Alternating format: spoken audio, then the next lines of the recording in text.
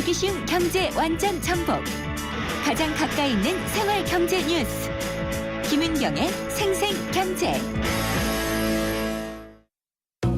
사는 게 뭐라고 대단한 거라고 우리가 뭐라고 기쁨이 든다고. 와, 왜 이렇게 잘 넘어가? 우리가 모였으니까. 하이트. 경제 뉴스의 진실과 오류. 생생경제가 떴다. 오늘의 생생 인터뷰는 삼성물산 합병건으로 논란이 된 국민연금 기금 운용 어떻게 해야 할까 알아보겠습니다. 생생경제 3부 함께하고 계십니다. 이번에 삼성물산과 제일모직의 합병건, 여기서 삼성편을 들어줬던 국민연금이 좀 곤혹스러운 상황에 처했죠. 합병이 성사된 이후에 주가가 급락을 하면서 이틀 만에 3천억 원 가까운 손실을 입었기 때문입니다. 그리고 또 결정 과정에서요. 국민연금이 의결권 행사 전문위원회에 요청을 하지 않아서 절차에도 문제가 있었다는 지적이 커지고 있는데 의결권 위를 둘러싼 논란이 있으니까 정부가 자문위원회인 의결권위원회를 법적기구로 격상하는 방안을 추진하고 있다고 합니다. 그리고 또 국민연금의 수익률도 늘 지적이 되고 있는데 이 수익률을 높이기 위해서 전문가 중심으로 기금을 운영할 공사를 신설하는 방안도 나오고 있는데요. 국민연금 의결권위원회는 무엇이고 또 정부가 추진하고 있는 국민연금 기금운용본부라는 것은 어떤 것인지 한번 자세히 알아보도록 하겠습니다. 경제개혁연대의 경제개혁연구소장이자 고려대 경영학과의 교수님이신 김우찬 교수님과 자세히 알아보도록 하겠습니다. 김 교수님 안녕하십니까? 네, 안녕하세요. 네. 국민연금이 삼성의 손을 들어줘서 삼성물산과 제일모직의 합병이 무난하게 성사가 됐는데요. 그 이후에 주가가 곤두박질쳤잖아요. 네. 그래서 이틀 만에 3천억 원 정도의 평가 손실이 났던데 혹시 교수님은 예상은 하셨나요? 제가 보기에는 충분히 예상할 수 있었던 것으로 보고요. 네. 세 가지가 있는데 기본적으로 두 회사 간의 시너지가 별로 없다고 사실 시장에서는 알고 있었고요. 네. 그리고 고평가되었던 제일모직 주가가 하락하면은 합병 비율로 연결되어 있는 삼성물산 주가도 하락할 거라고 예상을 하고 있었고 또 합병이 부결되면은 이제 물산의 지배구조 개선에 대한 기대감도 사라지기 때문에 네. 주가 하락은 어느 정도 예상했다고 볼 수가 있습니다. 실제로 하나투자증권의 경우에는 국내 증권회사 중에서 유일하게 이러한 이유를 가지고 하락을 예상했고요. 예. 그 때문에 지금은 오히려 시장의 신뢰를 받고 있는 것 같습니다. 그렇군요. 근데 삼성의 입장에서야 자신들의 지배구조를 개선했다고 생각할지도 모르겠죠. 3세 승계를 위한 어떤 작업들을 찬찬히 할 수가 있으니까요. 근데 이 국민연금 운용본부는 왜 삼성의 이 합병, 삼성물산과 제일모직의 합병에 찬성을 했을까요?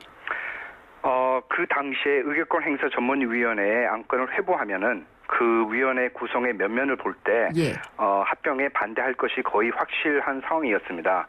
그렇기 때문에 그동안에 10년 동안에 유지해왔던 관례를 깨고 안건을 회부하지 않고 자체적으로 결정했다는 것은 다분히 찬성을 하기 위해서 회부를 하지 않았던 것으로 볼 수가 있겠습니다. 네, 그래서 내부적으로 상당히 좀 잡음도 있었다고 하더라고요. 네. 근데 의결권위원회의 그 면면이 어떻길래 반대가 예상이 됐나요?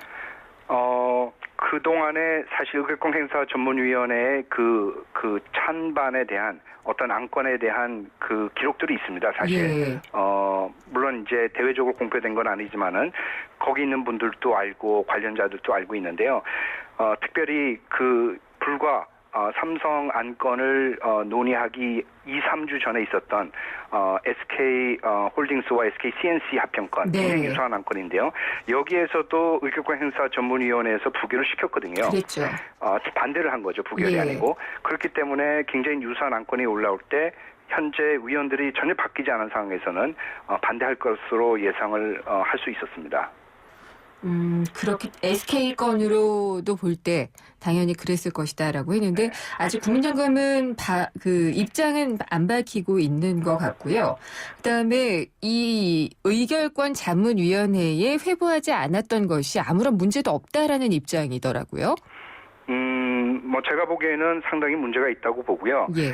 사실 저 같은 경우는 2005년도에 이 위원회를 만드는 작업을 했고 의결권 행사 지침을 만드는 작업도 했는데 예. 그동안의 10년 동안의 행적을 보면은 이와 이에 상당하는 사안들 사실은 이번 안건이 가장 민감한 사안입니다. 이것보다도 오히려 민감도에 있어서 덜하고 찬성이나 반대하는 데 있어서 곤란함이 없는 경우에도 대부분 의결권 행사 전문위원회에 올렸습니다. 네. 이런 관례를 다 무시한 거고요.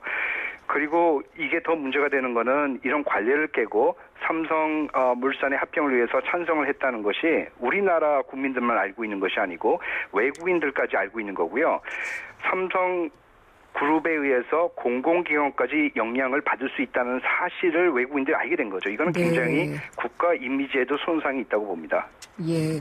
그 부분은 이제 아직 확인되지는 않았지만은 어쨌든 이번 과정을 지켜본 외국인 주주들이 그렇게 생각할 가능성이 굉장히 높아졌겠죠. 그렇죠.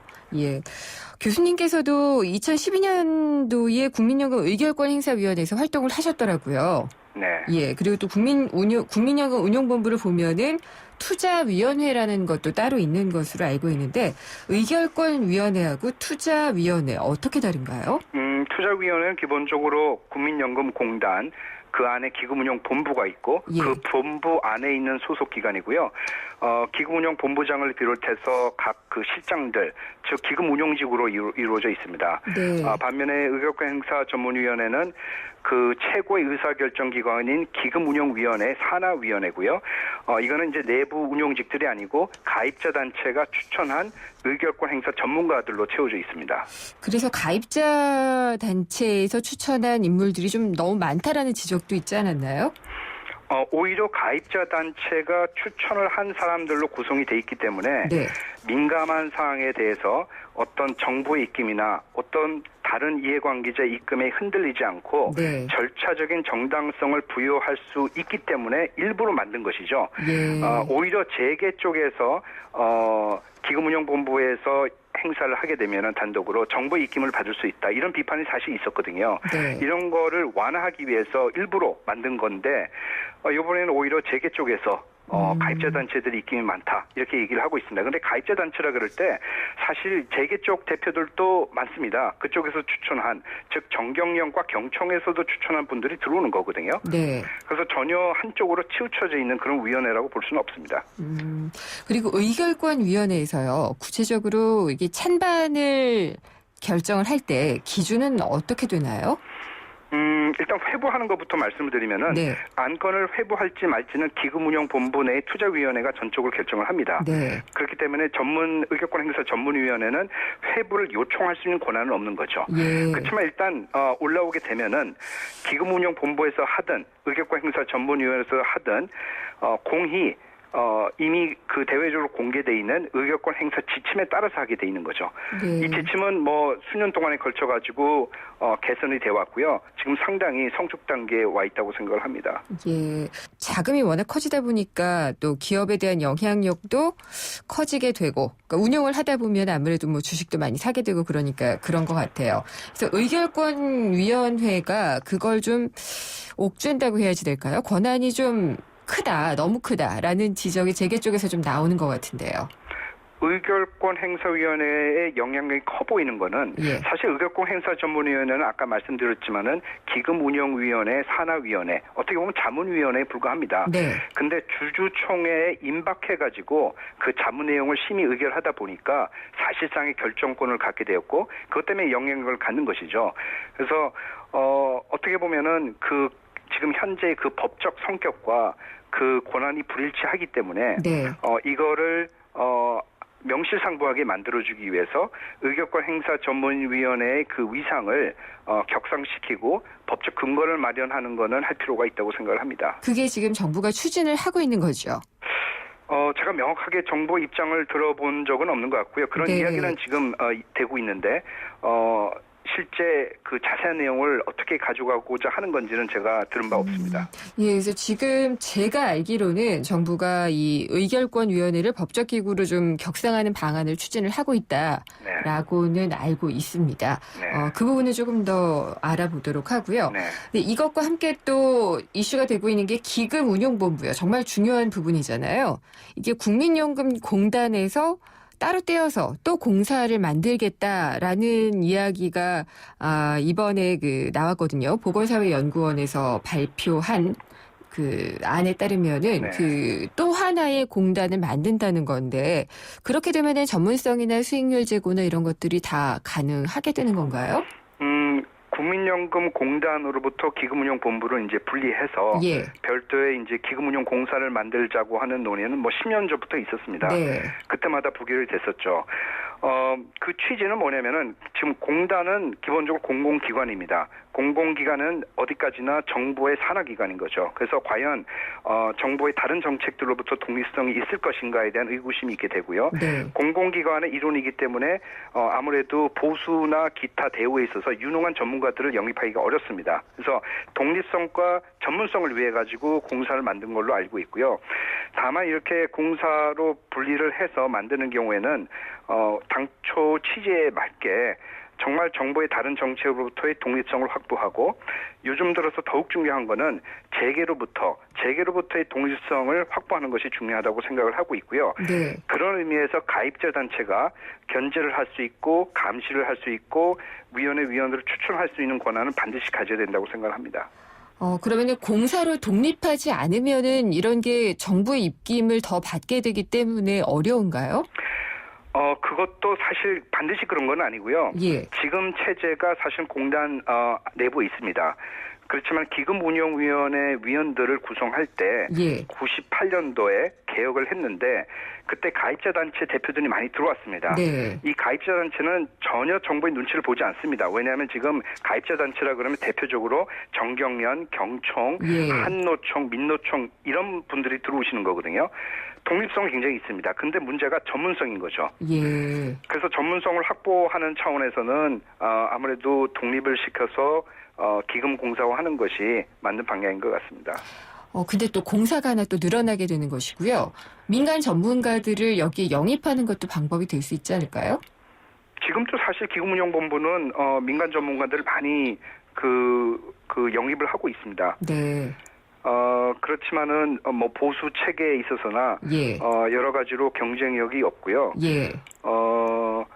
아무래도 아까 말씀드렸던 것처럼 공공기관으로 있으면은 생기는 여러 가지 제약들이 있습니다. 그런 알겠습니다. 걸로부터 예. 어느 정도 그런 규제들을 풀어줘야 되지 않을까 생각을 하고 있습니다.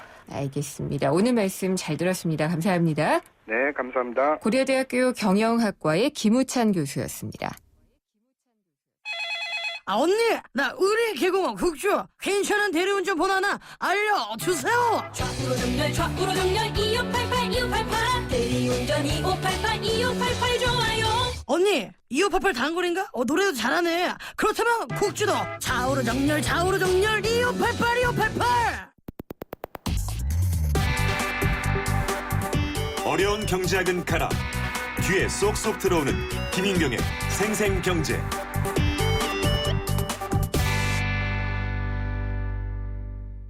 여기도 핫딜 저기도 핫딜 어디가 싼 거야? 핫딜 가격 비교 쿠차 핫딜 가격 비교 쿠차 EM 저에 보이지 말고 핫딜 가격 비교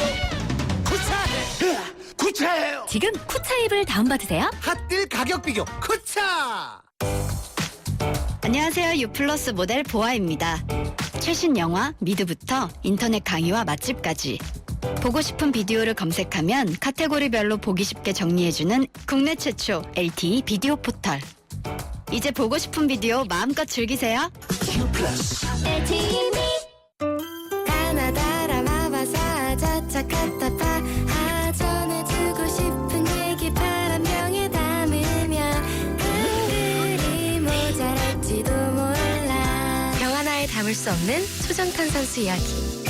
파란을 일으키다. 초정탄산수. 숨은 재테크 고수에게 듣는다. 누구도 알려주지 않은 숨은 고수들의 직구 토크. 예, 누구도 안 알려드리지만 생생경제에 오셔서는 알려드립니다. 숨은 고수의 재테크 시간이고요.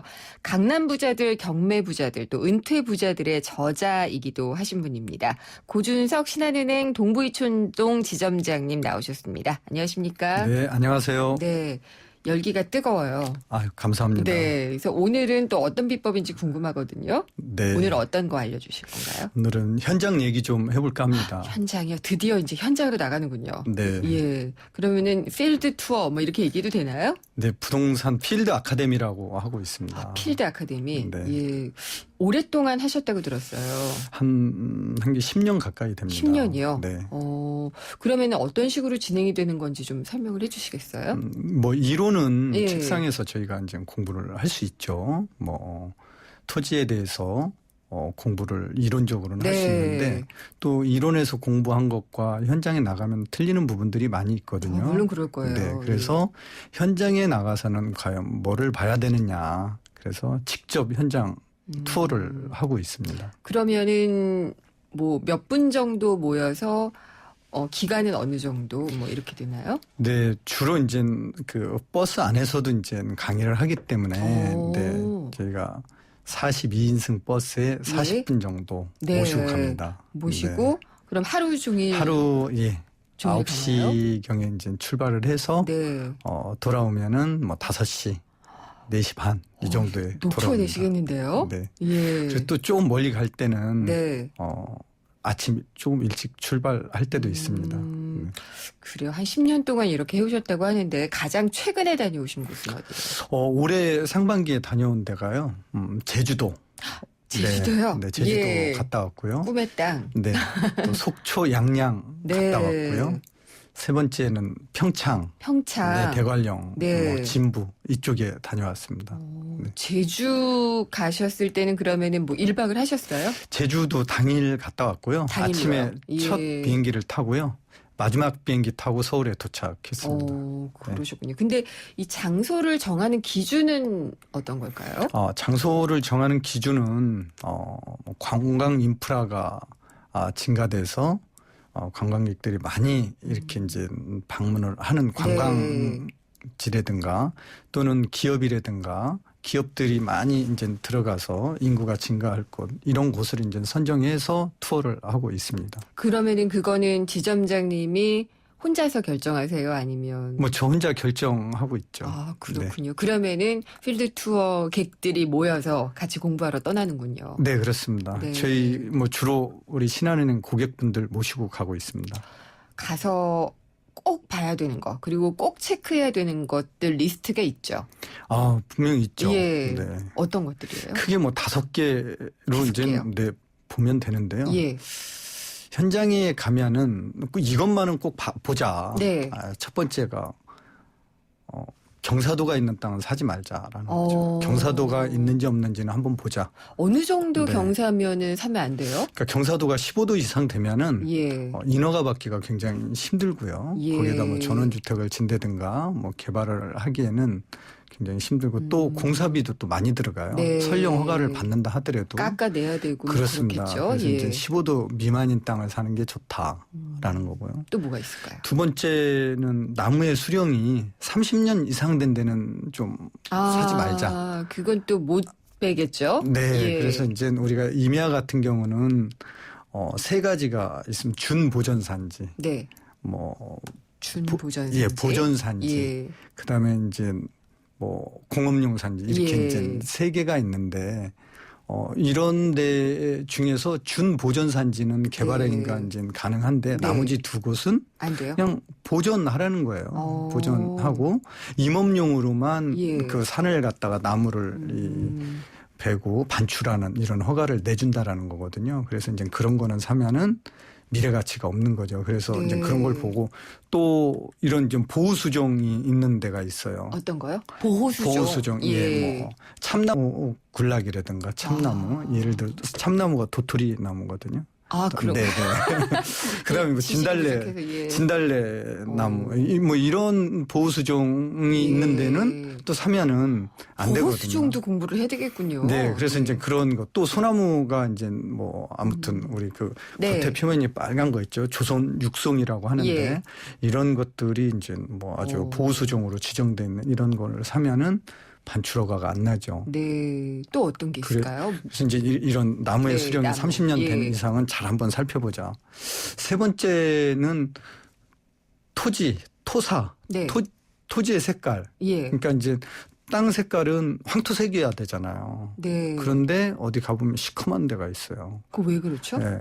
그 밑에 이제 뭐 폐사된 가축들이 있다라는 거거든요. 네. 그래서 이제 그렇게 뭐 땅 위가 시커멓게 돼 있으면은 정말 여기가 거름으로 해서 농사를 짓기 위해서 이 뭐 색깔이 이렇게 변했는지 아니면은 거기에 매장된 게 다른 게 있는 건지 한번 확인해 볼 필요가 있다라는 겁니다. 네 번째는 계곡이나 하천 저수지로부터 500m 뛰자.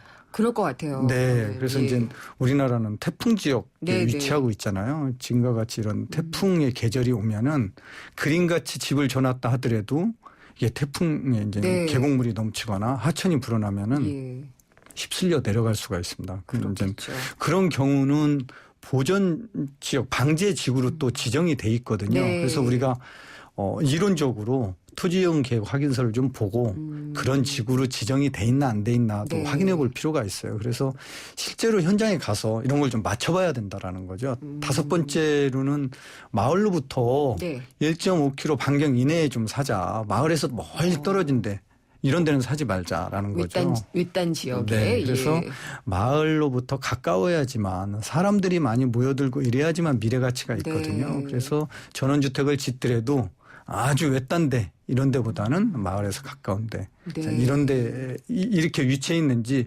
현장에 가서 보는 거죠. 그러면 내가 살 집을 거기다 꼭 짓지는 않더라도 땅을 사는 경우가 있잖아요. 네, 그렇죠. 뭐 농사를 짓게 뭐 임대를 해준다든지 뭐 그런 것도 있을 텐데 그때도 이 기준들이 거의 다 맞는 건가요? 지금 이제 제가 얘기한 거는 집질 미래가치 기준에서 이제 본 거거든요. 그래서 이제 만약에 미래가치 투자가치로 보면은 이제 이런 5가지 기준을 보는 거고 내가 농사를 짓겠다. 그러면은 농사짓기에 편리한 땅을 사면 되는 거예요.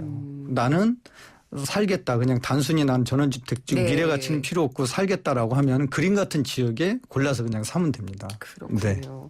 이런 것도 하나하나 체크를 해봐야 될 것 같고 사실 저희 선산도 그런데 저희 가족과 친지가 아닌 분들의 묘가 막 들어와 있어요. 근데 그런 경우에는 직접 거기 가서 관리를 안 하면 들어왔는지도 모르게 들어와 있거든요. 이런 경우에는 땅을 팔 수도 없더라고요. 네, 그게 이제 참 곤란한데요. 우리나라 법에는 분묘기지권이라고 있어요. 분묘기지권. 그래서 이게 뭐냐면은 20년 동안 평온 공연하게 거기에 묘를 쓰고 있다라고 하면은 묘를 이장을 시킬 수가 없어요. 그건 참. 그래서 그렇군요. 우리가 현장에 가서 땅을 볼 때, 그러니까 그 묘가 있는지 없는지 다 봐야 돼요. 근데 요즘은 이제 묘를 어디다 쓰냐면은 밭에다가도 많이 쓰거든요. 전에다가 많이 쓰는데 여름에 가면 옥수수밭이면은 옥수수대가 키만큼 자라 있으면은 중간에 묘를 썼다라고 하면은 묘가 안 보인다라는 거예요. 그래서 현장을 이렇게 가서 봤는데 대충 이렇게 살펴보면은 분묘가 있는 전을 살 수도 있다라는 거예요. 그래서 땅은 언제 사야 되느냐? 신눈 내리는 겨울에 사야 된다는 거예요. 겨울에 다 드러났을 때. 드러났을 때. 이때 사는 게 진짜 고수다. 그러네요. 네, 그렇습니다. 여름에 사는 건 정말 하수네요. 그래서 그 분묘기지권은 아무튼 조심해야 되고요. 만약에 주인의 허락을 맡아서 뭐 묘를 썼다거나 그러면 이장을 안 해도 됩니다. 그런데 허락을 맡지 않고 그냥 내가 썼는데 중간에 그 땅 주인이 묘를 이장해 주세요라고 하면 20년이 안 됐으면 이장을 해야 됩니다. 그런데 20년이 넘었다라고 하면은 이장을 안 해줘도 된다라는 거죠. 이게 분묘기지권입니다.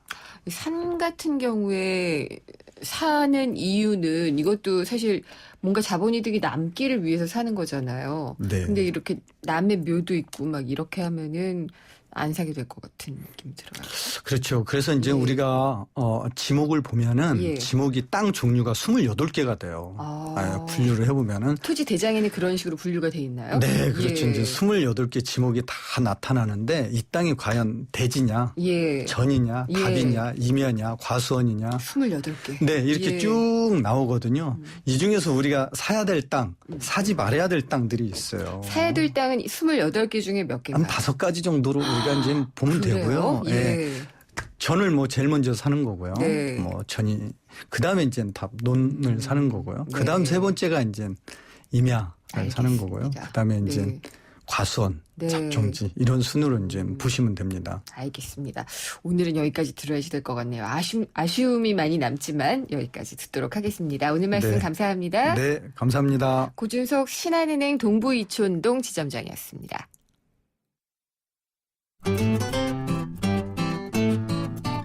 생생경제를 다양하게 만나는 방법. YTN 라디오 앱 예스와 웹사이트 김윤경의 생생경제 또는 트위터 YTN_이코노미로 실시간 듣기와 다시 듣기를 하실 수 있고 방송 내용에 대한 문의와 의견을 주실 수 있습니다.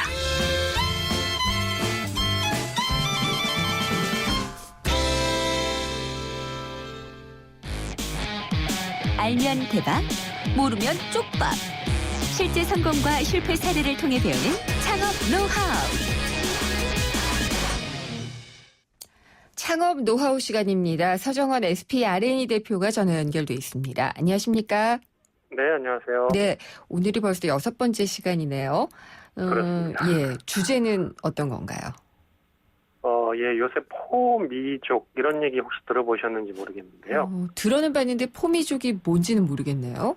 예, 뭐 글자 그대로 하면 이제 나를 위한 뭐 이런 뜻이죠. 포미족이란 게. 그래서 이제 요새 신조 만들기 좋아하는 분들이 건강, 그러니까 for health, 그 다음에 싱글족, 원, 네. 그 다음에 여가 생활, recreation, 그 다음에 편의, 모아, convenient, 높은 가격, expensive 이런 알파벳 앞글자를 따서 만든 신조어라고 볼 수 있는데요. 네. 뭐 이런 글자를 모르셨더라도 일단 폼이라는 느낌에서 뭔가 나를 위한 소비, 네. 나 자신의 가치를 높이 평가하고 제품이나 서비스가 약간 비싸더라도 내 소득 수준에 비해서는 약 과하다라는 느낌이 들더라도 과감히 그 분야에는 소비를 하는 네. 이런 신세대족들을 일컫는 말인데 이들을 대상으로 한 서비스, 그다음에 상품 판매를 주로 하는 그런 창업 분야를 오늘 주제로 한번 삼아봤습니다. 네. 구체적으로 이런 포미족들은 어떤 성향을 보이나요? 한마디로 요약하면 가치 소비라고도 보통 표현을 하는데요. 네. 예전에는 고가 제품의 소비를 뭐 한다는 거는 사실은 내가 만족하는 부분도 있었지만은 남한테 과시를 한다든지 네. 내 보의 수준을 보여주고 싶다. 이런 사람들의 소비 성향이 반영이 됐다면은 포미족들은 남의 눈보다는 사실은 내가 꼭 쓰고 싶은 분야에 돈을 쓴다. 네. 그러니까 개인적인 그리고 자기 만족적인 성향이 훨씬 강하다고 볼 수 있죠. 그래서 이분들의 소비 패턴은 요새 이런 얘기도 많이 합니다. 그래서 작은 사치, 정말 모든 분야에 낭비를 하는 건 아니지만 한 분야에서는 적어도 좀 남보다 그럴듯하게 돈을 좀 쓰고 싶다. 예. 그렇다고 뭐 내가 돈이 넉넉한 건 아니지만 이라는 범위 안에서 그런 쓰는 소비 패턴을 보이게 되는데 늘 그런 건 아니지만 돈이 조금 모이면은 어딘가에 뭐 여행을 갈 수도 있고요. 네. 내가 좋아하는 물건을 살 수도 있고 하는 부분에서는 돈을 안 맡기는 이런 소비 패턴을 보이죠. 그래서 전반적으로 이런 소비 패턴은 보통 경기 침체가 좀 오래돼서 경기 상황이 안 좋을 때 소비자들이 지갑이 얇아지게 되면은 그 상황 속에서 소비 심리가 또 나름대로 다른 방향으로 표출되는 방향으로 많이 드러나고 있어서 네. 최근 어려운 소비 환경에서 약간 블루칩 성격으로 많은 사람들이 주목을 하고 있죠. 그럴 것 같아요. 내가 다른 데는 아껴도 여기에는 좀 작은 사치를 하겠다. 이런 경향이 나타나고 있는 것 같은데 시장에서 그러면은 각광받을 만한 창업 아이템? 여기서 어떻게 고를 수가 있을까요? 네 가지 분야가 여기 아마 속할 수 있을 거라고 생각이 됩니다. 네. 첫 번째는 H자로 대표되는 사업인데 이제 헬스케어, 그러니까 건강을 위해서 뭔가 투자를 한다. 이거는 네. 뭐 세대를 막론하고 남녀를 막론하고 요새 모든 사람들의 화두죠. 내가 건강해야 되겠다. 환경도 안 좋고 하는 상황에서. 그리고 뭔가 이제 취미거리, 내가 투자해서 여기서 자기 만족을 얻을 수 있는 한 가지 집중적인 취미 분야에 투자하는 이런 분야 쪽의 사업거리들이 한 분야일 것 같고요. 예. 두 번째는 이제 자신이 완벽하게 사치를 하지는 못하지만 그 사치에 대한 대리만족 성격이 있는 게 연예 오락 분야입니다. 그래서 엔터테인먼트 분야, 영어 알파벳 앞 문자로 이제 E로 표현되는 분야인데요. 네. 이런 분야도 이제 연예인 관련된 어떤 상품을 구입한다든지 관련된 서비스를 이용한다든지 이런 연예 오락 분야에 관련된 사업도 굉장히 각광받는 분야일 수 있을 거라고 생각이 들고요. 세 번째는 A자로 표현되는 액세서리 분야입니다. 예. 그래서 아예 고가의 그런 금은 제품 같은 액세서리도 있습니다만 흔히 이제 이미테이션이라고 하죠. 네, 그러니까 모조품 성격이지만 그래도 가격도 그렇고 모양도 그렇고 디자인도 그렇고 충분히 만족감을 느낄 수 있는 간단한 액세서리류 이런 거에 투자하는 부분 이런 부분도 창업 분야에서는 어느 정도 주목받을 네. 수 있는 분야가 아닐까 싶고요. 네 번째는 T자로 표현되는 이제 투어입니다. 네. 여행이죠. 근데 여행. 여행도 예전처럼 뭐 패키지 여행이라기보다는 우리 FIT라고 여행 분야에서 많이 표현을 하는데 자유여행이죠. 그래서 네.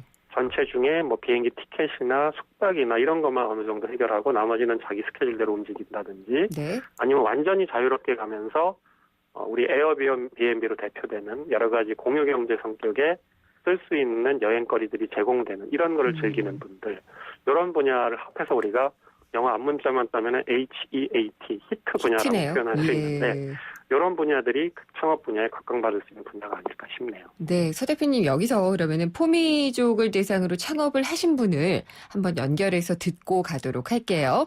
네. 예, 창업자 인터뷰 하겠습니다. 스테이폴리오의 이상묵 대표입니다. 안녕하십니까, 네, 이 대표님? 안녕하세요. 예. 네, 스테이폴리오 이상무 대표입니다. 네, 스테이폴리오는 어떤 기업인가요? 스테이폴리오는 우리나라 전국에 좋은 스테이들을 예. 저희가 좀 선별을 해서 개별 여행자들에게 선보이는 큐레이션 웹진이라고 보시면 될 것 같습니다. 아, 그러니까 골라서 보여주는군요. 스테이라는 네, 것은 맞습니다. 거주할 수 있는 곳 혹은 뭐 여행 갔을 때 머무는 곳 이런 걸 얘기를 하시는 거고요.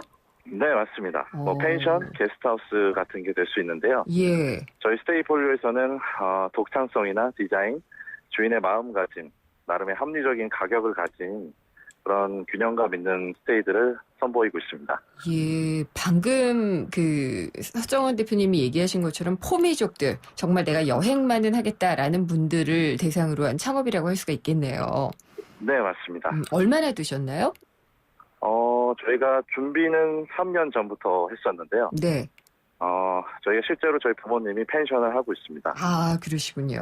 네, 한 25년 된 오래된 식당, 저희 부모님이 저희를 키워주셨던 식당을 예. 손수 하나씩 매만져서 고친 곳인데요. 네. 너무나 노력을 기울여서 만든 곳이다 보니까 예를 들면 마케팅 업체분들이 소개하는 그런 사이트가 아닌 저희가 지금 진심 어리게 담은 노력들을 보여줄 수 있는 소통의 예. 창구가 필요하다고 생각했었습니다. 아, 그렇군요. 그래서 이제 다른 곳들도 소개를 해주는 그런 웹진의 형태로 지금 사업을 하고 계신 걸로. 네, 맞습니다. 예. 어떻게 보면 컨텐츠를 보여주는 공간인 거죠. 네. 예약이나 뭐 이런 것도 가능하고요. 초반에는 사실상 예약보다는 좋은 스테이들을 모아서 보여주는 데 집중하고자 했고요. 네. 향후에는 스테이뿐만 아니라 좋은 스테이에서 파티라든지 뭐 웨딩 촬영이라든지 네. 그런 좀 젊은 층들이 향유할 수 있는 경험들과 엮어서 알겠습니다. 판매를 해보려고 생각하고 있습니다. 예, 이 대표님 더 듣고 싶은데 저희가 시간이 없네요. 죄송합니다. 네네. 잘 들었습니다. 감사합니다. 네, 감사합니다. 스테이폴리오의 이상묵 대표였습니다. 서 대표님 잘 들으셨죠? 네. 예, 그래서 이 대표님이 정말 포미족을 대상으로 창업하고 있는 것 같은데 이런 창업에 관심 있는 분들께 조언 한 말씀 해주시죠. 두 가지를 유념하셔야 될 것 같습니다. 짧게 해주셔야지 돼요. 지금 30초밖에 안 남아서요. 이분들이 그만큼 좋은 컨텐츠를 소개하는 만큼 가격이 비쌀 수 있거든요. 네. 그래서 비싼 만큼 정말 제값을 한다는 느낌을 꼭 주셨으면 좋겠고요. 예. 그다음에 퀄리티 컨트롤이라고 해서 처음에 초심을 가지고 소개하고자 했던 서비스를 끝까지 유지하시는 마음가짐 이 두 가지가 제일 중요할 거라고 생각합니다. 아, 알겠습니다. 오늘 말씀 잘 들었습니다. 감사합니다. 네, 감사합니다. 서정원 SPRN이 대표였습니다. 사장님, 우리도 화상회의 되면 좋겠어요. 전자결제도요. 회사 메일도요. 어휴, 우리같이 작은 회사가 그걸 어떻게 다 해? 올레 비즈메카가 있잖아요. 중소기업에 필요한 IT 솔루션을 부담 없이 간편하게. 올레 비즈메카. 문의 080-2580-007. 올레.